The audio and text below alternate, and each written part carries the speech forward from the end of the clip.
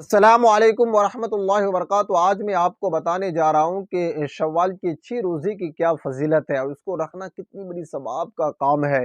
تو میرے بھائیوں، ان حدیثوں کو میں آپ کو بتانے جا رہا ہوں انشاءاللہ۔ آپ برائے مہربانی اس کلپ کو پوری اچھی طریقے سے دیکھیے گا، اسکپ مت کیجیے گا۔ آپ خود بھی دیکھیے، اپنے گھر والوں کو بھی دکھائیے تاکہ وہ بھی اس حدیث پر عمل کرے اور انشاءاللہ اسے بھی فائدہ حاصل ہو۔ تو میرے بھائیوں، آج میں آپ کو بتانے جا رہا ہوں کہ شوال کے 6 روزے کس طرح رکھے جاتے ہیں اور اس کو رکھنے میں کتنی بڑی ثواب ہے، یہ میں آپ کو بتانے جا رہا ہوں۔ برائے مہربانی پوری اچھی طریقے سے دیکھیے گا۔ تو آئیے، حضرات اللہ کے نبی صلی اللہ علیہ وسلم نے فرمایا کہ من صام رمضان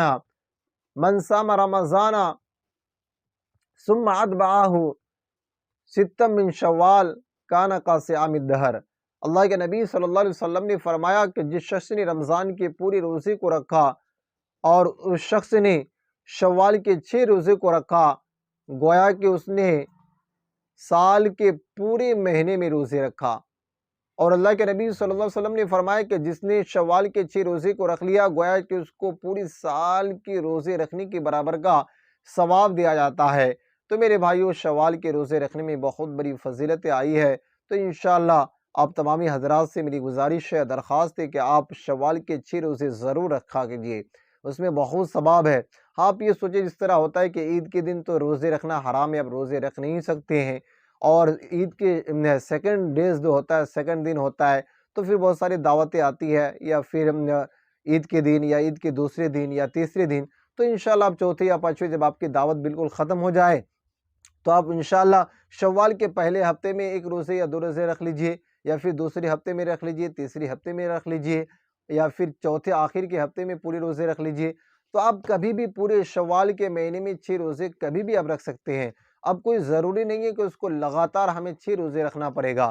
آپ 2 روزے پہلے ہفتے میں رکھ لیجئے، 2 روزے پھر دوسرے ہفتے میں رکھ لیجئے، اور آپ پھر لاسٹ کے ہفتے میں پھر 4 روزے رکھ لیجئے۔ تو جیسے آپ کو مناسب ہو آپ ویسے روزہ رکھ سکتے ہیں۔ 6 روزہ ہونا چاہیے شوال کے مہینے میں۔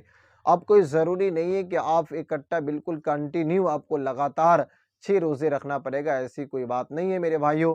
آپ 6 روزے پورے شوال کے مہینے میں کبھی بھی رکھ سکتے ہیں۔ آپ آخر کے لاسٹ منتھ میں رکھیے، یا پھر فرسٹ میں رکھیے، یا پھر درمیانی مہینے میں رکھیے، آپ کبھی بھی رکھ سکتے ہیں۔ یا ایک روزہ فرسٹ ہفتے میں رکھ لیجئے، پھر دوسرا روزہ دوسرے ہفتے میں رکھ لیجئے، پھر تیسرا روزہ تیسرے ہفتے میں رکھ لیجئے، پھر آپ 3 روزے جو بچ گئے چوتھے ہفتے میں، آخر کے ہفتے میں 3 روزہ رکھ لیجئے، تو آپ کے اسی طرح 6 روزے ہو گئے۔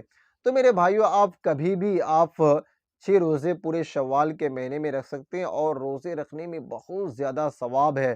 تو انشاءاللہ آپ ثواب کی نیت سے شوال کے 6 روزے کو رکھیے، انشاءاللہ آپ کو بہت زیادہ اس سے ثواب ملے گا۔